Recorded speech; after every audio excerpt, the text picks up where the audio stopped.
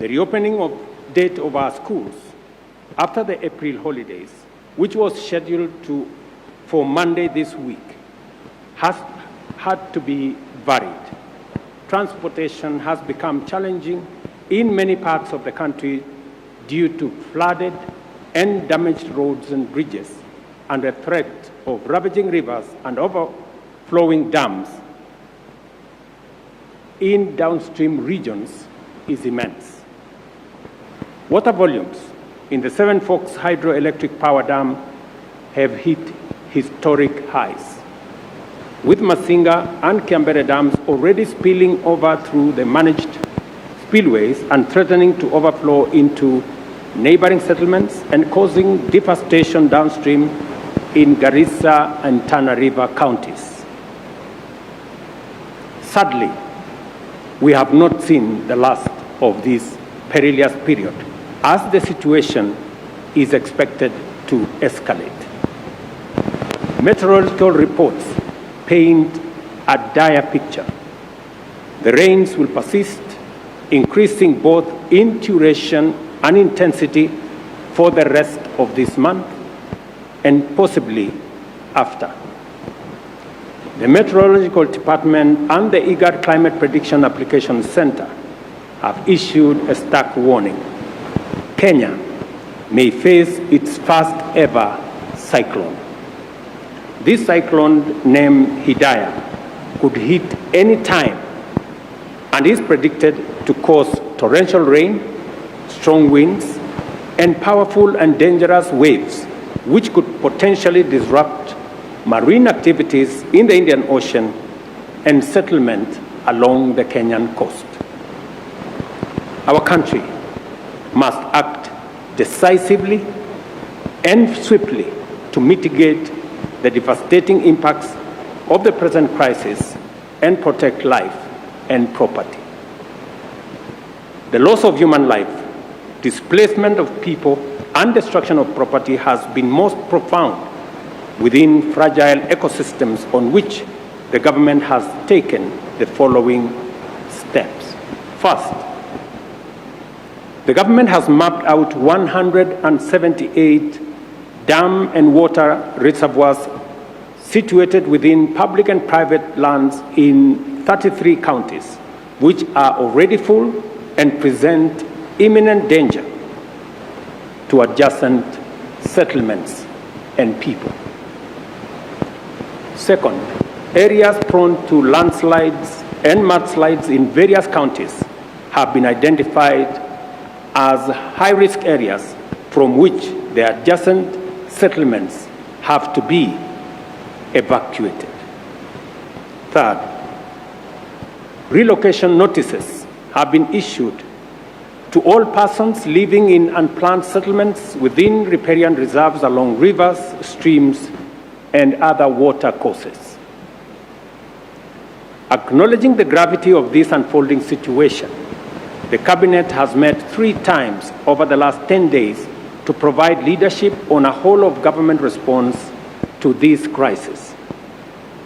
To support disaster response and mitigation efforts across the country, the Treasury has been directed to provide adequate resources and work with other development partners to provide for the purchase and supply of food, medical, and other non-food items. County security committees are directed to determine on a case-by-case basis the radius that shall constitute the scope of the area subject to evacuation and mandatory relocation that has already been pronounced. The county security committees are further directed to continuously monitor other dams and water reservoirs across the country that may not be presenting a risk now, but could do so in the event of further precipitation. The Kenya Defence Forces and the National Police are directed to deploy resources, personnel, and equipment for carrying out coordinated public safety and risk mitigation operations in as many parts of the country as they have installations. Security agencies are further directed to enlist the support of the National Youth Service and work with the national government administration officers to respond to this emergency, including ensuring timely, orderly, and human evacuation of all persons at risk. Cabinet secretaries will spearhead disaster response and mitigation efforts across the country, and to this end, ministries, departments, and agencies are directed to work closely with the National Disaster Operations Center and security agencies to ensure the whole of government approach to the management of the prevailing crisis. The government, working with stakeholders, has put in place adequate measures to provide temporary shelter, as well as food and non-food essential supplies. The ministry responsible for special programs is directed to work with development partners and relevant humanitarian organizations to mobilize adequate food and non-food supplies to support all affected persons in every part of the country. The Ministry of Agriculture and Livestock Development, through the National Cereals and Produce Board, is directed to make available food supplies in government stores to support this effort. The Ministry of Health is directed to work with development partners, including the World Health Organization, AMREF, Red Cross, UNHCR, World Food Programme, and other relevant humanitarian agencies to mobilize resources and logistical support to avail essential drugs, food, and other medical supplies to those affected.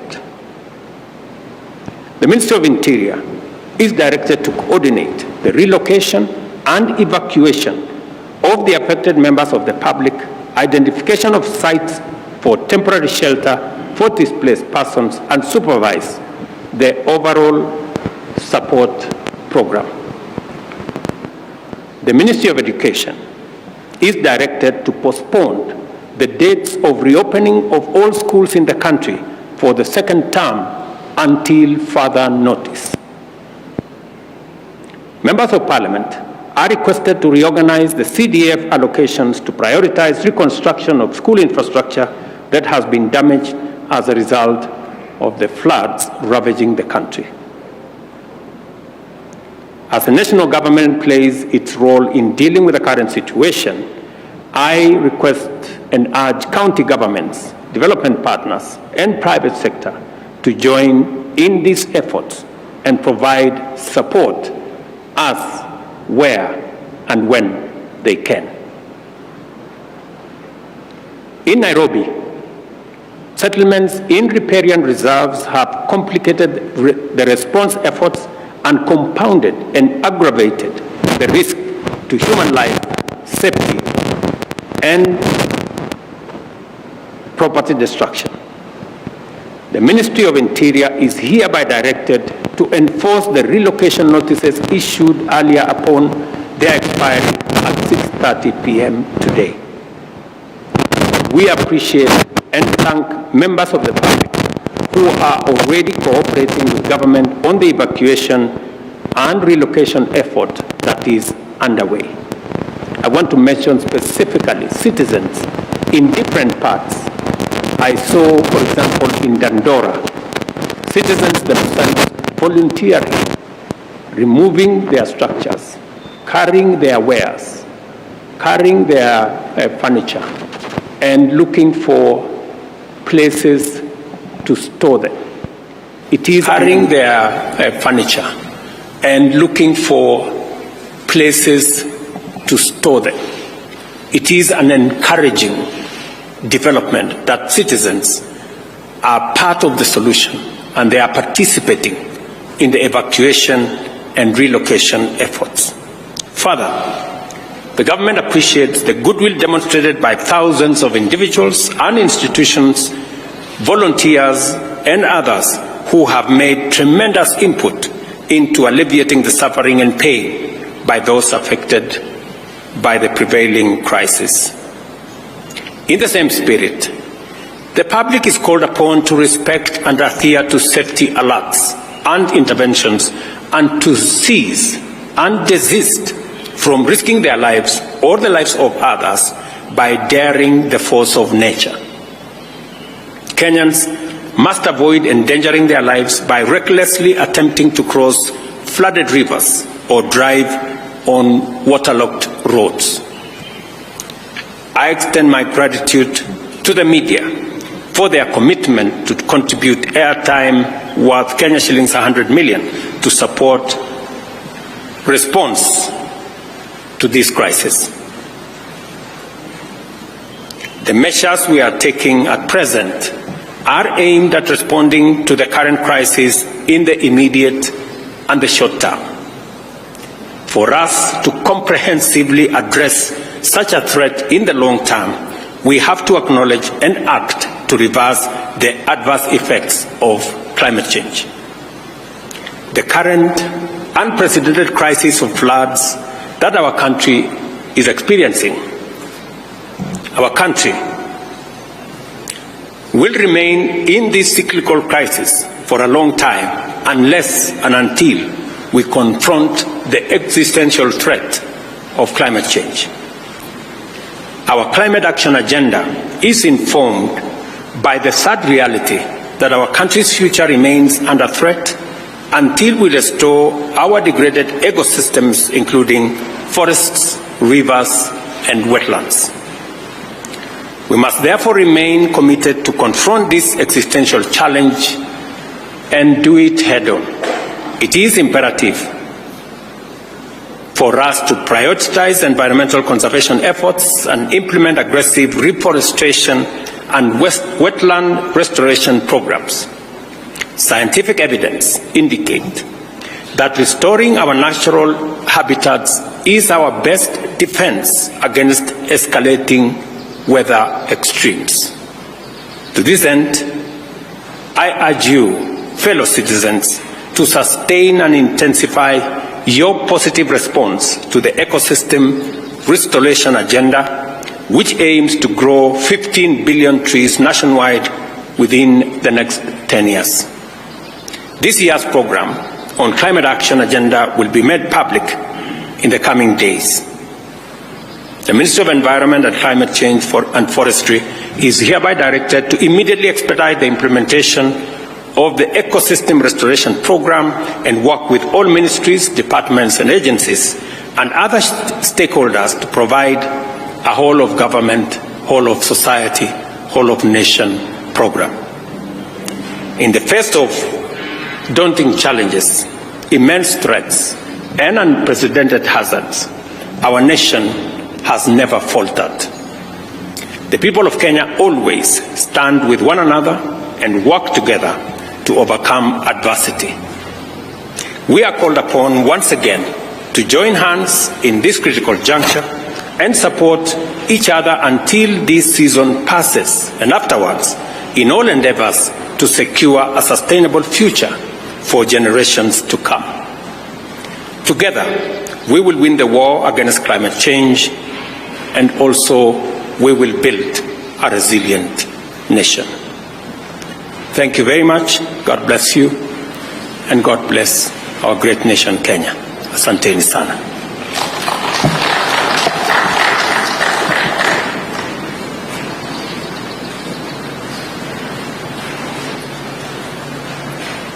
Thank you very much. Your Excellency, my name is Mwangi Maina from Inoro TV. You have said that the Treasury has been directed to provide enough funds. I would like you probably to mention how much money has the government set aside to respond to this crisis. Again, you have asked the county governments to work in collaboration with the Ministry of Interior. We have seen some counties have already started setting aside money to respond to this crisis. So how will the national government and the county government work hand in hand to ensure that there is a seamless response? Thank you. We have three things in quick succession. Treasury has been mobilized to, number one, prioritize disbursements to counties to make sure that counties have the necessary resources to deploy intervention to manage this crisis. Number two, we have also directed Treasury to provide resources to our NGCDF and members of Parliament to prioritize the reconstruction of school infrastructure that has been destroyed by the floods. Number 3, we have also directed the Treasury, working with the Ministry of Roads and Infrastructure and our military, to provide resources for roads, bridges, and other travel infrastructure that has been destroyed by the roads, by the floods. And we have asked Treasury to work with the resources they have, engage with development partners, and we are also encouraging the private sector to step forward. In fact, private sector persons, individuals, and organizations who wish to contribute to this national effort, the Office of the Deputy President will coordinate that effort, and additional information on how citizens, private sector individuals, private sector institutions can participate in this exercise will be issued by the Office of the Deputy President.